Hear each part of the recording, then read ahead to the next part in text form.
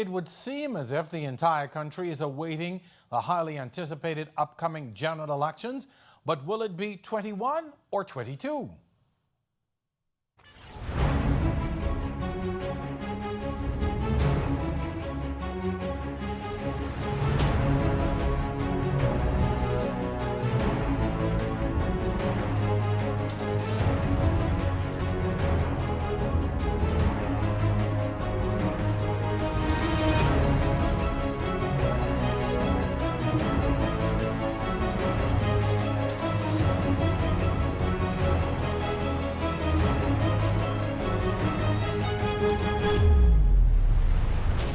We've been seeing the signs, and it's left us all wondering not if, but when.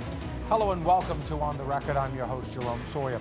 The past few weeks, we've heard more rumors about an early election than we have ever before. With a full slate of ratified candidates, it would seem the governing Free National Movement has posted itself to call an election at any given minute. But when? Tonight on the Record, we are discussing the methodology of elections. Don't move. Discussion begins on the other side of this break.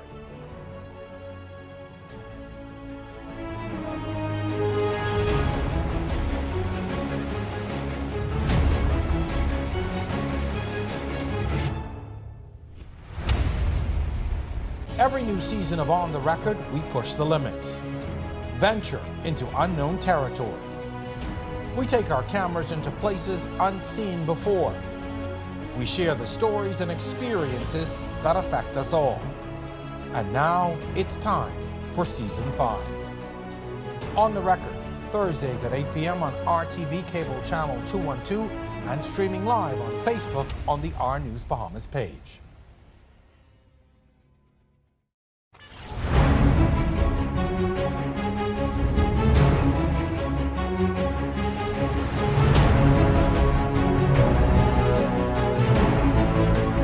Welcome back to On the Record. I'm your host, Jerome Sawyer. Tonight we are discussing the methodology of elections. For the past few weeks, the Progressive Liberal Party leader has been petitioning Bahamians to go and get registered to vote. As he says, all signs point to an early election.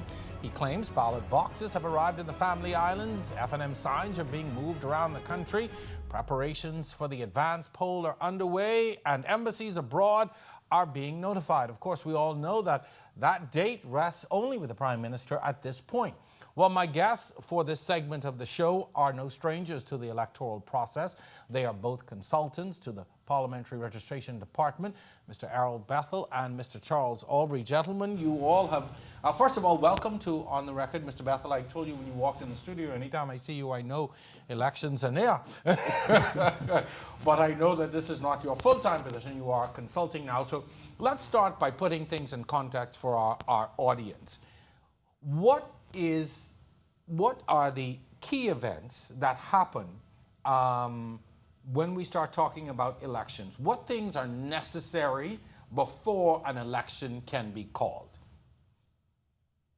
And what happens is that, first and foremost, we have a register, right? And we would like to make sure that that register is as accurate as is possible. And that is what we are doing presently, working on the register to update the register as best we can, so that when the election is called, people can go and vote, and they vote in the constituencies where they reside. Mm-hmm. So that is very, very important.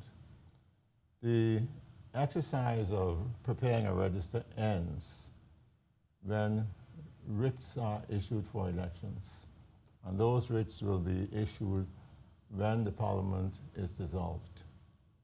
So on the day of dissolution, the Provost Marshal, he reads two declarations, one dissolving the Parliament and the second one announcing the holding of a new Parliament. Once that is done, we have to then prepare, send writs out to returning officers, writs that are signed by the Governor General, and that begins the process of the election. And when is the last day to register? I mean, we talk about the dissolution of the House, and that ends the life of that Parliament, not the session, but the life of that Parliament. How is that connected now to the last day of registering? The last day of registration is actually the day before the writ, the day before dissolution. So we may not know when that is coming, but the moment we hear that the House has been dissolved, we know that registration stopped yesterday. Right, so that's important. So if the House is dissolved today, even though you would have been on that line all today, yesterday would have been the last day for individuals to register. And why is it important for people to, and this is different this time around, let's talk a little bit about what's different. In previous years, people sort of rushed to get registered regardless of whether you were registered, but that's no longer in place. Let's talk about what's different this time around. Well, what's different this time around, Mr. Sawyer, is we have what we call a continuous or permanent register. So what that means is that everybody who was on the register for 2017, they are now considered registered because the register is continuous. So all we are looking at is new registrants. That's persons who were not on the register or persons who would have moved since they last registered and they come in to be transferred. So that is what is different. And in addition to that, what we've been doing is going out into the streets to some extent to confirm some addresses where we have concerns with what we have on the register. When you say concerns, what kinds of concerns would you be looking at on the existing register? Well, we have what we call an editing process in-house. That is, we go and look at the register, we match it against the counterfoil, and we match it against the map. And if we have an issue with what is the address of the individual in respect to where they've been placed in the constituency or polling division, then we try to call that individual to confirm exactly where do you live. And if we're not unable to contact that individual, then we seek to go out and look for that person. Now, we know with the U.S. elections, there were a lot of doubts raised about the integrity of the electoral process. And let's be clear, the United States and the Bahamas are two very different countries with different electoral processes. But the results were called into question whether legitimately or not. But what are we doing at this point to ensure the integrity of our register, particularly as this is the first time something like this is happening in terms of the continuous register? Because in years gone by, the old register was done away with and everyone had to re-register. But we're in now a mode of a continuous register. So what are we doing to ensure that people feel that there is integrity in this process? Well, we have been talking quite a bit about people coming in and checking their registration if they have moved, because we want to make sure that people are transferred if there is need for transfer. And once everybody who needs a transfer comes in and gets that transfer, then we will have confidence in the accuracy of the register. And the accuracy of the register is very, very important to us because we would like for people to vote where they live and so that they can impact the outcome of the election in the area where they live. Now, what if you have moved or if there is an issue, let's say you can't find your voter's card or you're just not sure, what should you do at that point? Well, if you lose your passport, the first thing you would do is go to the police and report it missing. And that is what we expect for the voter's card as well. So if you come in, if you just need a copy of your voter's card, we can give you a certified copy because we keep a counterfoil of the voter's card in-house. So we would take that counterfoil, put it on the copy machine, and run a copy, stamp it, and certify it. So can I use that to vote? Yes, you can. Oh, Once you haven't moved. Okay. But if you require a transfer and you don't have the voter's card, the Act requires that you bring your voter's card because we have to make the alterations on the actual voter's card. And so then you will require a replacement card. And to get a replacement card, that is when we require you to get a police report saying that your card has been lost or stolen. So if I can, just so that we are clear, so people understand, if I cannot find my voter's card, or for some reason, maybe if it's damaged, or I can come and request a copy, it can be certified, and I can bring that on election day. Correct. Okay, but it has to be certified. But if it's damaged, you can bring in the damaged card, and we will automatically replace it because we can see the card. Okay, so that a damaged card would mean a replacement. Right. as well. Okay, but if it's lost, Then you need a police report. then you need Then a police. We require a police report. Okay, okay. But in a transfer, you would need to bring in the card and have the transfer done on there. Okay. Let's talk a little bit, and we may have gotten a bit ahead of ourselves on this question, but who is eligible to vote? Well, first and foremost, you must be a Bahamian citizen. That's the first thing we have to settle. And then there's a question of age. You must be 18 or more. And, of course, the residency. And you mustn't suffer from what we call, I guess, legal incapacity, which means that you have normal mind and that sort of thing. You're a stable person, or you're not incarcerated. Any regular free citizen is able to cast the ballot. But you have to be a citizen and you have to be capacitated. Now, when you say incapacitated, if you are disabled, you can still vote, correct? Physically disabled, yes. Mm-hmm. Yes, sir. Mm-hmm. And if you need someone to accompany you to the booth, how does that work as well? Well, they would come into the station and they would say that they need assistance. And if they do that, they are allowed to bring help with them. And a person can go with them to the booth and can mark the ballot based on what they are instructed to do. Okay, good to know.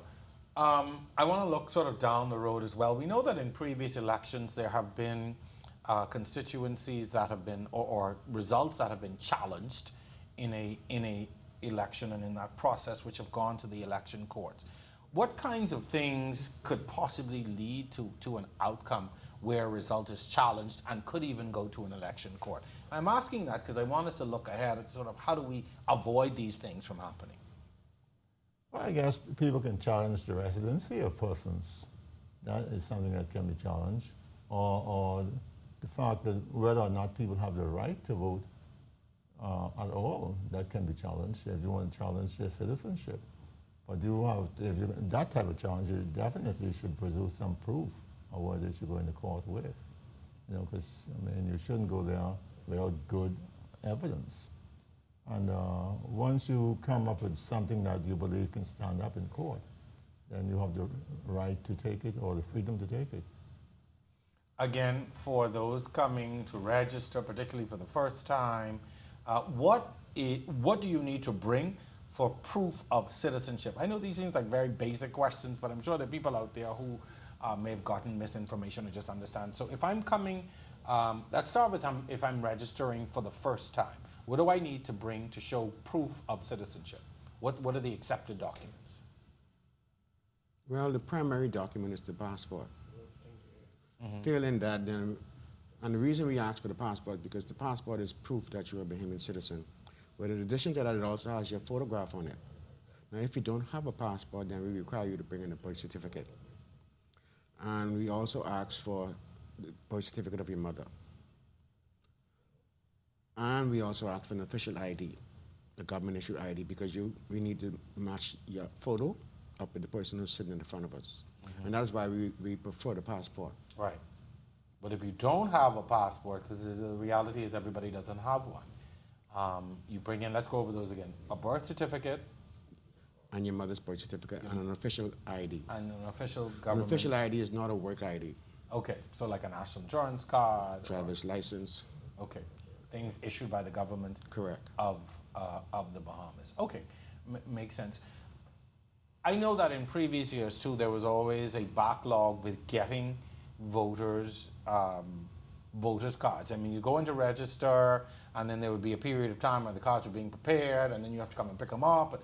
So, is there a backlog, or are you getting them immediately now, or how is that working? Well, the thing about the voters card is that we always could give the voters card on the day you got registered, you know. That hasn't changed at all. What we did was that the law provided for us to hold the card until we knew what the Boundaries Commission report was. And if the Boundary Commission report made some changes to constituencies or to polling divisions, then before we issue the cards, we would go and make those adjustments to the card. And that became very, very necessary because once we do those adjustments, people will know exactly where they are supposed to go on election day. Right. And then on election day, before election day, we will publish where people in particular constituencies and polling divisions should go to cast their ballots. And once that is done and people follow that, it makes for a very smooth election. Now, let's talk hypothetically. If boundaries change, if polling divisions change this time around, I already have my voter's card. I'm in, let's say, Fort Charlotte, polling division number 4. But let's say the boundaries change, the polling divisions change. How will that work this time around? I'm holding the card. It's a continuous register. How do I know where I'm going to vote this time around? It becomes a problem. Go on, Mr. Albury. I was going to say, we have an acting parliamentary commissioner. That's probably a better question. Right. Well, he's coming on in the next segment. Okay, so we'll hold that question certainly for him. So he'll be able to provide us with an answer for that, hopefully. In the past, what have been some of the complications in registering individuals? What have been some of the issues with the register itself that you all have found that have existed in the previous process? A big problem, bigger than most people may think, is documentations that people present for registration. That has always been something of concern, because especially when people are going to come with what they call an affidavit, and the ease in getting an affidavit, you can get it anywhere, any day, any time. And people swear to these things. Are these things accurate or not accurate? Mm-hmm. And that has always been a major concern. And even when you get genuine information, you have to be careful how you interview those persons to try and connect them to the documents that they present. You say careful.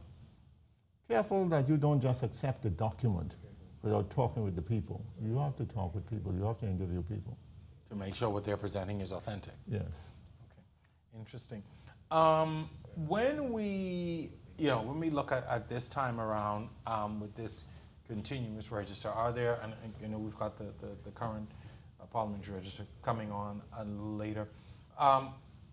One of the things I presume that will be used this time around is the advance poll, which we've used, I think maybe in 2 previous elections. So when we look at the advanced polls, have they been able to operate as they should in the past in helping to, I guess, alleviate some of the crowds on election day and make, how has that worked in the past? Because it is my hope that we will be using an advance poll again this time. So have there really been any issues? Well, the law from inception called for an advance poll. Mm-hmm. But initially the advance poll was purely for the police. Right. And then later on the defense force. Yeah. But in recent times, the law has been amended to allow for different category of persons to also vote in the advance poll. For example, students who are overseas, mm-hmm. or government employees posted overseas. In addition to that, we now have a new category. We have everybody who's age 65 or older can now apply to vote in the advance poll. Really? As well as persons who might, for some reason, not be able to come in to vote on election day mm-hmm. because of a medical commitment or what we call travel arrangements that's already been confirmed. Mm-hmm. So they can also now apply to vote on the advance poll. And so the numbers have increased exponentially for persons who are eligible to vote. I'm hoping the media is in there as well. We work 24 hours, so hopefully we're in that advance poll. I know one particular media house was in it last time, so hopefully the law doesn't actually speak to media houses. Okay, I got asked the commissioner when he come on. Gentlemen, thank you very much. We are out of time in this segment. I want to first of all thank you for your service to country. You all have done a stellar job in the past, and I know it's not an easy job. And so thank you very much, and continue the great work. And you're still with us in a consulting position, so that's important. You always must have that continuity, I think, of knowledge and experience. So that's very important. So when we return, we are joined in studio by the Chief of the Parliamentary Registration Department to talk about the upcoming election process. There's more on the record right after this.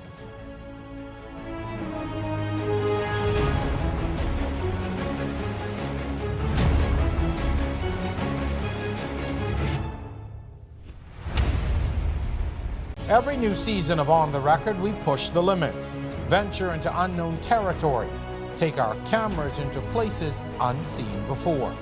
We share the stories and experiences that affect us all. And now it's time for Season 5. On the Record, Thursdays at 8 p.m. on RTV, cable channel 212, and streaming live on Facebook.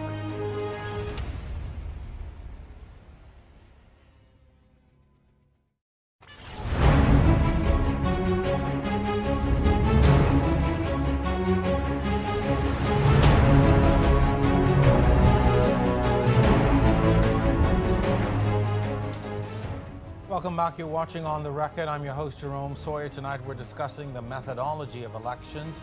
For this segment, I'm joined by the Chief of the Parliamentary Registration Department. He's the Acting Parliamentary Commissioner, Lavardo Duncanson, as well as the Assistant to the Parliamentary Commissioner, Geoffrey McPhee. Gentlemen, welcome to On the Record. Thank you for being here.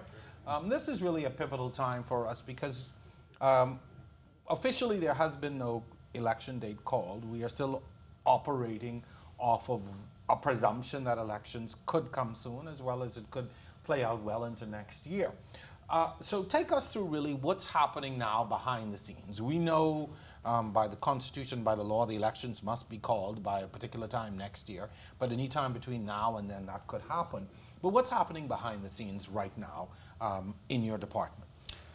Well, at this time, registration is ongoing. That's an extremely important aspect of the overall process.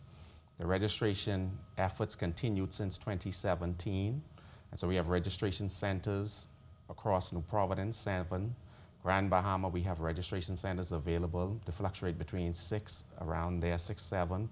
And also too throughout the family of islands at the administrators' offices. And so registration continues at all of our centers. And the reason why that is extremely important is because we want to continue to encourage as many persons as possible to take advantage of the opportunity to register, particularly Bahamian citizens who are 18 years and over, who would have been at their place of residence for some period of 3 months or longer. Mm-hmm. So I want to just jump on that real quick. 3 months or longer. So if you have been living if you've changed your residence, what is let's explore that a little bit. What's the time frame for you to say, okay, I now am in a different constituency? Okay. Well, an individual who would have moved away from that place of residence that is reflected on their existing voter's card for a period of 90 days or longer, 3 months or longer, is then eligible to come into the Parliamentary Voter Registration Department or one of our centers to have a transfer facilitated. Mm-hmm. But it has to be 90 days or more. Yes. What about if you've moved multiple times? Like, a lot can happen, but, over a 5-year period. People move all over the place. There have even people who've been displaced by hurricanes. So what happens to those people who have moved multiple places? Well, again, what happens is that individual is eligible to come in and transfer after 90 days, but the law also permits an individual who would have moved away from their place of residence for a period of up to 1 year to still cast their vote at that particular location up to 1 year after moving away from that place of residence. And so the option is there for that individual to come in, have their location transferred once they would have been at that place for a period of 90 days or longer. And then the law also permits such an individual to cast their vote at that place of residence after up to 1 year after moving away from that place of residence. Even though you've moved, you have up to 1 year to be able to still vote within that constituency. Yes, but one of the trends we've observed is individuals who are actually coming in to transfer. Quite a bit of those individuals would have indicated they would have moved for a period longer than the year. And so this is why we're encouraging as many individuals as possible to come in and take advantage of the registration process, take advantage of the opportunity to transfer so that they are in good standings whenever the time comes to cast their vote. So let's talk about what happens once the House is dissolved. You all would have seen quite an uptake recently after there was talk of the dissolution of the House, which means the end of the life of that Parliament.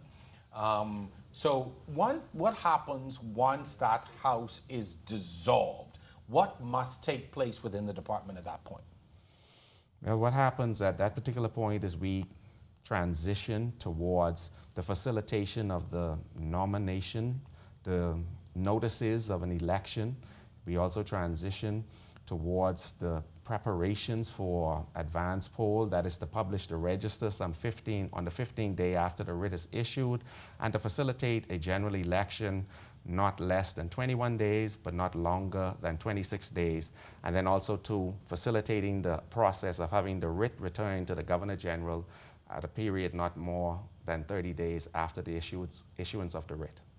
Okay, Mr. McPhee, I got to get you in on this Yeah. conversation now. Right. We speak about all the things that the law requires, the House and the rest of that. But as you may be well aware of, there are many, many moving parts. There are ballot boxes, the constituency sites, polling places that needs to be prepared, and notices that need to be prepared. All of the returning officers and the persons who will be manning those stations have to be selected well in advance. So these are some of the outward signs that persons are seeing now, and we normally go through those prior to every election cycle. So every time, like for example, if we load up hundreds of ballot boxes and send them to the Family Islands, persons notice that, but they too are normal occurrences. Of course, behind the scene, the most important document at that point is the register, to make sure that it's absolutely as accurate as we can get it, and to encourage persons to come in if they have moved, so that the record, so that the actual register record could be clean, accurate, and that's where we get our confidence from.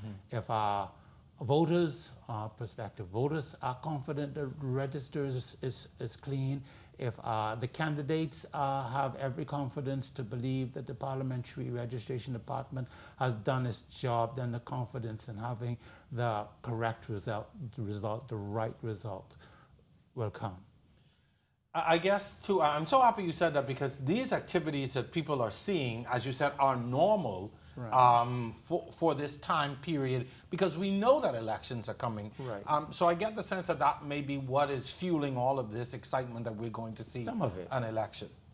No, anytime within 18 months of an election, this will happen, whether they see us or not. But every time somebody passes something that's connected with, that adds, that's another fuel log onto the fire. Election coming. I've got to ask, obviously a sitting government is responsible for an election, but I've got to ask, how much involvement is there from those who are sitting in office? I think the Minister of National Security is specifically responsible for this, but is there a lot of interaction, or are you all just left to do what it is that you have to do? Well, any government agency, certainly there is a permanent secretary who sits as the head. Then you have a departmental head, and so there is ongoing dialogue, as is understood within all government agencies, lines of communication. And so certainly the minister would have spoken for himself, where he would have indicated he receives updates as to how the register and the numbers are progressing. And so certainly there is that interaction, the appropriate interaction in terms of regular updates, where we would identify exactly how many persons on the register, etc. In previous elections, the old register goes and the new register shows those who have registered to vote. This time we have a continuous register. I brought it up in the last segment. Without having any indication of, at this point, whether there will be any major boundary changes or polling division changes. Once that happens, or if that happens, how will that affect those of us who are registered, who did not need to re-register, but maybe may find ourselves in a different constituency or a different polling division because of the boundary changes? What is the action plan to deal with that, should there be major changes to the boundaries and polling stations? Okay, Section 27 of the Act speaks to, if there are changes to the boundaries, then there's no need for an individual to come in and re-register, as you would have mentioned a few minutes ago. But it also speaks to the Parliamentary Registration Department would issue a notice to sensitize those persons who are affected by such change to come into either the Parliamentary Voter Registration Department or a location designated by the Parliamentary Registration Department to have the changes made to the voter's card. Once that individual presents the voter's card at the location, the Act also speaks to making the corrections or alterations in the voter's card as well as in the counterfoil, and also making the correction on the register. And so that's the process that is outlined within the Act for us to follow should changes take place as a result of any boundary changes. So those can be made on election day at the poll when you show it? No. It has to be made before? Yes. Yes. Yes. Okay, so if the boundary changes, if there are changes, there will obviously have to be some kind of system to change that, to change those things. Yes. Okay, interesting. Now, what we have seen is people have been showing sort of the changes to their cards already, people who have moved, etc. And there have been some complaints about it being, you know, these handwritten changes with the red lines going through, etc. Why that method? Why not issue completely new cards? You know, why that? People seem to be incensed by, you know, why run a red line, and then what's to make it authentic? I mean, I could take a red pen or a pink pen and make changes to my card. Well, as a result of the transition or the passing of the amendments to the Parliamentary Elections Act, December of 2020, in that both parliaments, what would have happened is Section 14 of the Act speaks to the existing voter's card. The existing counterfoil remains valid. And so it also speaks to whenever a transfer is to take place, that the corrections or alterations are to be placed within the voter's card and the counterfoil. Also, Section 20 speaks about the transfer process, where it also speaks to the correction taking place in the voter's card and in the counterfoil. And so the procedure that is taking place is aligned with the Act, with the law, with the requirements. And Section 14 of the Act also speaks to a transition towards a biometric card. At this particular time, we are still using the paper voter's card. That's the purple voter's card. The Act speaks to provisions for a transition to a biometric card. Upon the transition to that biometric card, similar to a driver's license, the NIB card, certainly we can all appreciate the issuance of such identifications and how the reflection on the front of it basically would reflect the up-to-date information captured as is. But as it is required within the law, the Parliamentary Registration Department continues to follow the law by making the correction or alteration in the voter's card, in the counterfoil, and also too making the change on the register.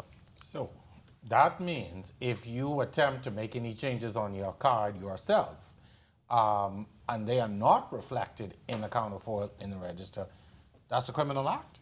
Certainly, Yes. certainly.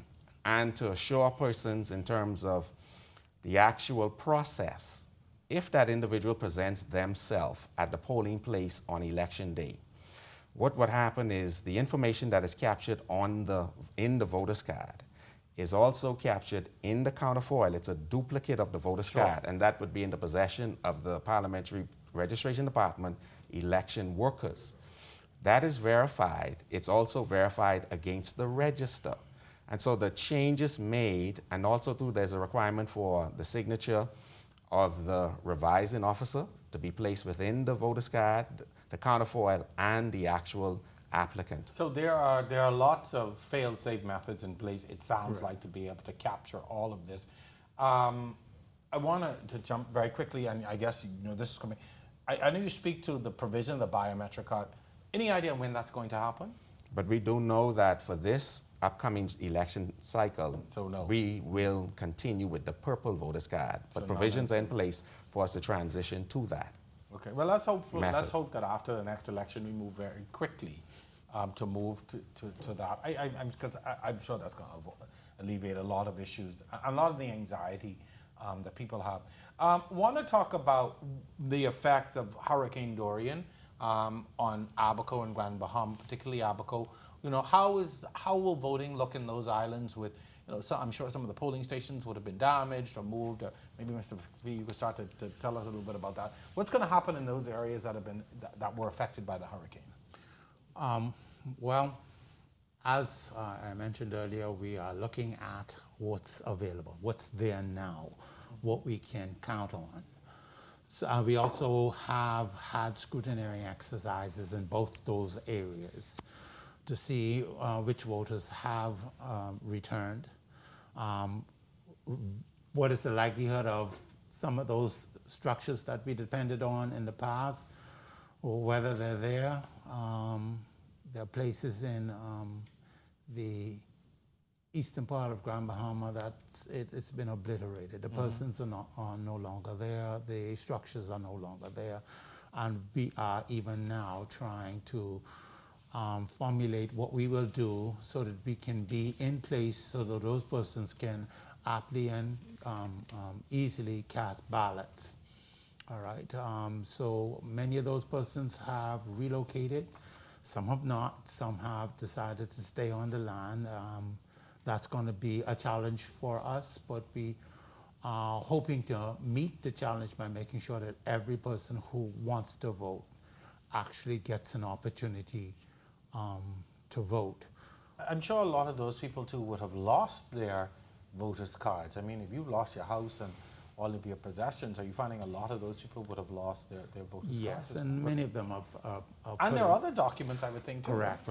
All the other documents to support, but they don't need to reapply. Basically, when they come in again, they will be recognized by the counterfoil that we have, and they will be issued a replacement voter's card. Not only are we dealing with the effects of a hurricane, a massive destructive hurricane, we are in a COVID environment. What kinds of protocols are you looking at to deal with a general election should it be called and we still find ourselves in the position that we are in? I mean, we're sitting in a studio now with masks. We're all vaccinated, but we are still exercising some safety protocols, and that's the reality. We're going to be in this for a while. So what kinds of things are you looking at even now to prepare us to ensure that we have the right safety protocols in place? Well, let's begin with the registration process, because the safety protocols are intended to continue into advance poll as well as a general election. Certainly, we would have invested in the PPEs, the personal protective equipment. We're looking at, as it relates specifically to the registration process, we've invested in the plexiglass to assist our employees. We've also engaged services as far as being able to apply the hand sanitizers, etc. That will be replicated throughout the general election. What we're looking at, where premises permit, is to seek to space out some of the polling stations in such a way where we can minimize the amount of lines that accumulate, where persons are finding themselves having to interact. For the advance poll, for example, there was congestion previously. We're looking at multiple locations for the advance poll. We've identified multiple locations. The intention is to hold a meeting with stakeholders, and when we say stakeholders, we're speaking about political organizations, so that they are aware of what our plans are. And so we are continuing to make adjustments as the circumstances dictate. However, what would have commenced with the registration process, as far as ensuring the necessary equipment in place, the necessary spacing, we intend to continue with that effort and improve upon it as it relates to the general election and the advance poll. And as we mentioned, as much as it is possible, because we have some existing infrastructure where we will seek to separate as much as it is possible the actual polling stations. Because one of the things we've come to appreciate is because of the numbers. I'll give you an example. The numbers for advance poll, and I think our colleagues spoke about it earlier, in terms of the amount of persons who are eligible to vote during the advance poll, and how that number would have grown exponentially.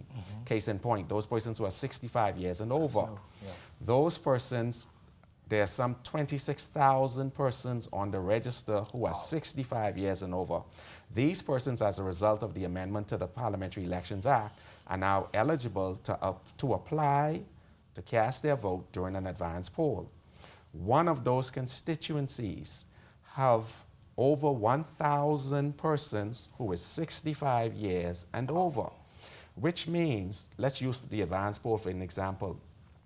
During the advance poll, normally we would process about 450 persons within that 10-hour interval.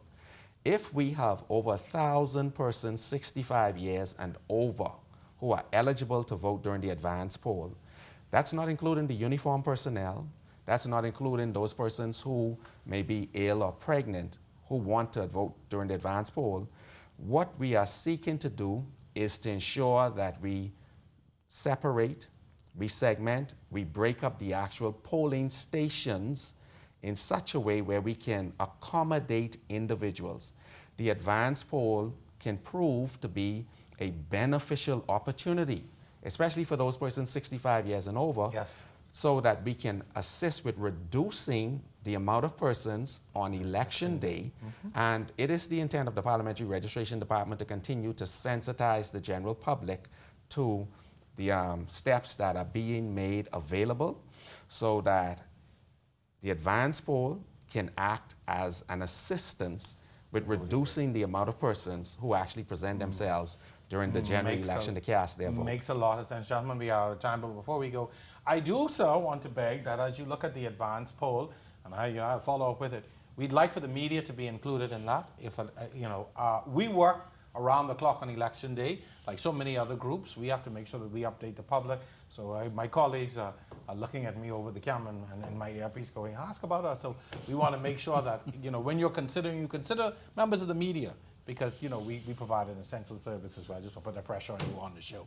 Gentlemen, thank you so very much for coming and giving. This is very good information. And, we always believe in bringing information to the public so that people are in a position to make informed decisions. And certainly we can see the work that you're putting into it.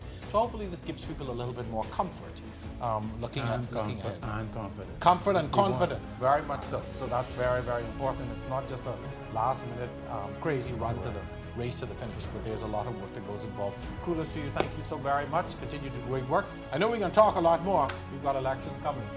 Gentlemen, thanks again. When we come back, though, we're going to dig a little deeper into the upcoming elections as we look at the science behind the election and what the analytics are saying. Don't go anywhere. We'll be back.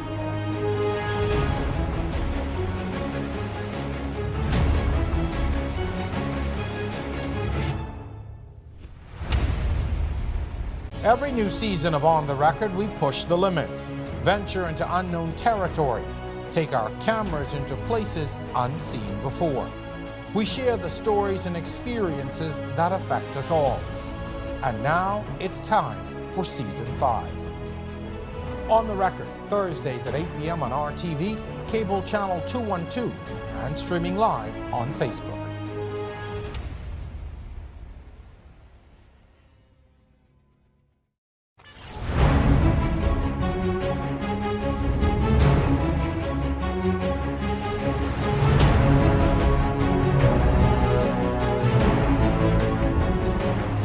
And welcome back to On the Record. This is our final segment. I'm your host, Jerome Sawyer. Tonight we're continuing our conversation on the methodology of politics. One major player in elections as of late has been the analysis of data, and the Bahamas is no different. Joining me to discuss what the Bahamian people are looking for and whether they've even made up their mind is REV's very own Vice President of Media, David Burrows, along with the Head of Strategy and Analytics, David Dockter. Gentlemen, welcome to the show. For having us. Good to have you with us. It's not often you have your boss on the show same time, but we'll make good at it. And so David, we're going to call you David, and David Dockter, you're going to be Doc for this discussion. So let's first of all begin with talking about what it is that you're seeking to do with the collection of this data. When did we start, and where are we in terms of collecting data about voters and what they think? Well, we actually started the 2017 election, where we actually did a very comprehensive exit poll to get a better understanding of the electorate. Why did they make the decision that they made? What decision did they make? And when did they make the decision? And we followed this a similar methodology in the survey that we've done. We completed this spring. We're about to go into the field again so that we have some more up-to-date, accurate information as events have progressed. So, we follow really the major underlying thing is getting an understanding of not just how you vote or how you plan to vote, but what are the issues that drives your decision making. Let's talk about the most recent data collection that you've been doing over what period of time and how you've been able to sort of, what has been the basis of that collection? How you've been able to get the information? Well, what we did was, first of all, we broke up New Providence, that has the largest voting block, into East, West, North, South, and Central. We then did an analysis of the population in those areas to make sure that we were getting a proper representative sample. We did the same thing in Grand Bahama and the Family Islands so that we could ensure that we were following a proper demographic set. We have between 500 and 535 surveys that we completed to get an understanding of where people's minds are with regard to this election. And we did this in the month of April, May, and to get a spring count. Well, Doc, I'm going to bring you in now. I know that you are the analytics expert. What have we been able to discern, or what information have we been able to find out thus far about where people are in terms of their thinking and what's important to them? Sure. I'd say the election in 2017, you've heard us talk about that before, was probably the 3M election, right? Money, millennials, and misses. It was heavily weighted towards the female vote, millennial vote, and the number one issue, as you can see on the screen right now, was related to money. Economic, no jobs, were along with corruption, but we'll talk about that in a second. That's where the election was before. I would say as of the spring of 2017, and as everybody knows, the world changes every week, it seems like. As of the spring of 2017, I'd say it's probably the 6C election. And what are those C's? The first one would be COVID. The next one would be coin, a proxy for money, let's say. The next one would be competency. Just for clarification, you said the spring of 2016, you mean 20... Our spring, I'm sorry. This spring, this year, spring of 2021. Correct. Okay, all right. Sorry, go ahead. You were saying the three C's. Yeah, absolutely. So based upon that, when you think of the most important issues, it's COVID is one of them, obviously, coin, which is a proxy for money. I would say competency and corruption sort of go hand in hand. Children, and then confidence, I would say, probably in the leaders of the respective political parties. So it's really, there's 6 C's that play in this election. And you can see that from the most important issues on the chart in front of you, where it says most important on a scale of 1 to 9. Those were people saying, this is the most important. And no surprise, government management of the COVID crisis is number 1. And it also, in terms of the top 3, a little different split where the economy and jobs were mentioned as the top 3, but somewhat less important than COVID. Trust in government and government competency and transparency really speak to the same C, I would say, or a flip side of it. One being competence, the other being corruption. And then you see some of the other issues as they lay out.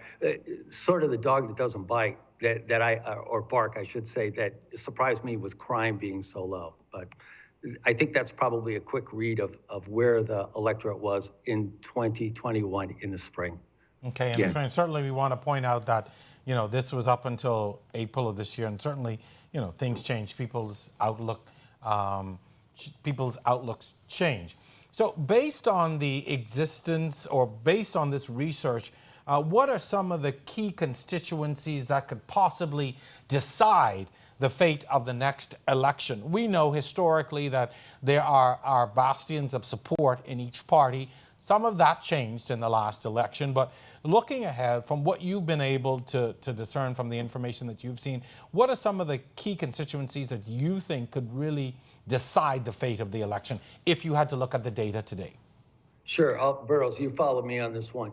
When I took a look at, when we've taken a look at the data, there's 10 constituencies that have, over the last 4 elections, that have split constantly. 2 times they went for the PLP and 2 for the FNM. And just 10, that's it. So within those 10, what we're trying to do is to look at the battleground or the swing constituencies, just like in the United States, we're all familiar with, there's swing states, battleground states, where the election is actually decided. And one of them that we drilled down is what's on the screen, Seabreeze.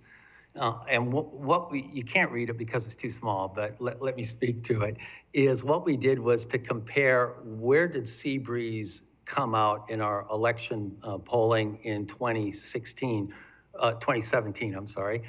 versus where is it coming out in 2021 to see where its head was relative to where it was 5 years ago. And I think that with Seabreeze, it's a pretty good indication that, it would probably have a disproportionate impact in the election. It also speaks to, from 2017, the 3 key things of that election. Again, money. They seem to be more concerned with economic issues. Misses or female population is higher prevalence in our surveys and the vote. And also millennials. So that's one of them. But Burrows is the expert, I think, on which constituencies probably are swing ones. Well, I think actually it's a very difficult thing to analyze. One of the things that you would have picked up that we picked up in the last election doing the exit polling was that in the last 2 weeks of the election, 40%, 45% of the people only made up their decision at that time. 12%, 17% made up the decision when they actually walked into the voting booth. So, you start taking a look at those numbers and trying to analyze where the electorate is going to go. It's very difficult. You can see here 17% on the day made up the decision, 10 people within that week, 6%, 10% within that week, 6% within the week prior, and 12% within that month. So that's 45% of the electorate. And one of the things when we did this analysis on air the night of the election, I know that we had a representative from the both the PLP and the FNM on the table, and Mr. Galanis pointed out that was the same issue that the PLP had with their internal polling, was that they could not get a read on the electorate, and that's because the electorate made their decisions very, very late. And when we look at this poll, the one that we took in the spring, that's even higher than it was back then. We're at 49% in the spring that have not yet made a decision.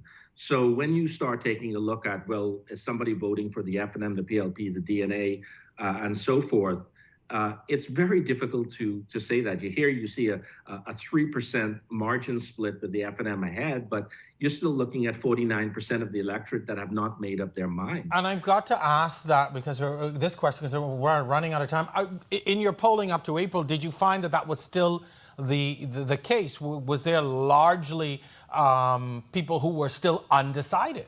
Absolutely. Absolutely. In unison. I would say it's even going to be worse in that sense this time around because you have the unpredictability of how COVID Delta plays out. So that will even make it bigger on those people deciding in the last few days as they did in the last election. So, a word of caution to all out there who are touting these polls about who's leading where and who's doing, who's poised to win. It would seem there are still so many people, you're talking high 40s, who are, still undecided. Yeah, well, Jerome, I would say it would be like this. What we've done is essentially we've looked at the first game of a football season, the preseason, and Miami beat, the Green Bay Packers. Does that mean they're going to win the Super Bowl? I don't think it has any clue, absolute zero, of how that's going to play out. And if someone does, please call us at Cable Bahamas. We've got a job for you. All right, one last question I've got here. How much does leadership of a party determine the elector's decision? That's David, I saw you roll your eyes. I'm going to give it to you. Dave, Doc, you take it. Okay. Yeah, because I'm not in the Bahamas at this second time. And I'm in New Jersey. So let me take this one in that sense. Is what we found out, Jerome, and you recall this, Burrows, is lift and drag. And what is lift and drag? If let's say Jerome's in charge of a political party, right? And we look at Jerome's brand. And we say, is it positive? Is it negative? And then what is the brand of the political party he heads? And is there a difference between the two? So in 2017, we saw part of the reason the election came out the way it did is that one of the leaders had more of a drag, I would say, on the party. So we can confidently say that Perry Christie was a drag on the PLP. Is that what you were able to find? Yes. Yeah, that would be a safe way to summarize it, yes. And so in this election, it's the same thing, does the individual lift the party up, or does the party, drag the leader down, so to speak? And you saw that play out in the United States in 2016. If you look at favorability ratings of Trump versus the Republican Party and Clinton versus Democrat, it was lift and drag. Lift for Trump, drag for Clinton. In 2020, same thing, but reversed this time. Interesting. We're out of time, but David, I'm going to give you this last question very quickly, just because you're the boss. Why is it important for Rev and for this company to do something like this? Despite all the other polls out there, why was it important for you all to do this? And of course, it's going to feed into a lot of what we're doing as a network. But why was it important for you to be able to do this and to have a survey that is scientifically done and not just random surveying? We're very data-driven in the media department. And as a matter of fact, I pulled Doc in because of our need for growing our data capabilities about 5 years ago. And he joined the company and he brought this expertise and then, of course, the whole expertise that followed him.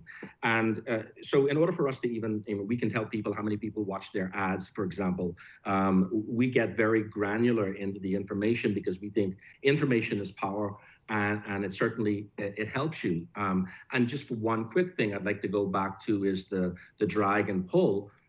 We do have information that shows a particular party getting a certain amount of lift from some particular candidates within that party, even within this next election, in a quite significant number. But we will continue doing our polling. We're going to go back onto the ground next week and get back in to get more details on the issues more specifically, because we're not going to find out, I don't believe, who people are really voting for, but we can talk about what are the issues that are driving them. Good point. Good point. Gentlemen, thank you so very much. And I'm going to say to our viewers that certainly we'll be using that information as we get it to be a part of the coverage that we do on our network, on this show, our news, whatever it is that we do leading up to the elections. And again, scientific information, folks. So be wary of polls. I always say it all the time. We've seen what's happened in other countries. So, let's keep our eye on the ball. The politicians, I'm sure, are going to be very interested. Gentlemen, thank you very much for coming on. We're going to have many more opportunities to talk, but we just wanted to set the groundwork in this particular show. That's going to do it for this week's episode. Special thanks to all of my guests for taking time to be with us. And of course, to you, our audience, we couldn't do it without you. We'll see you next time. Same place, same time, right here on The Record.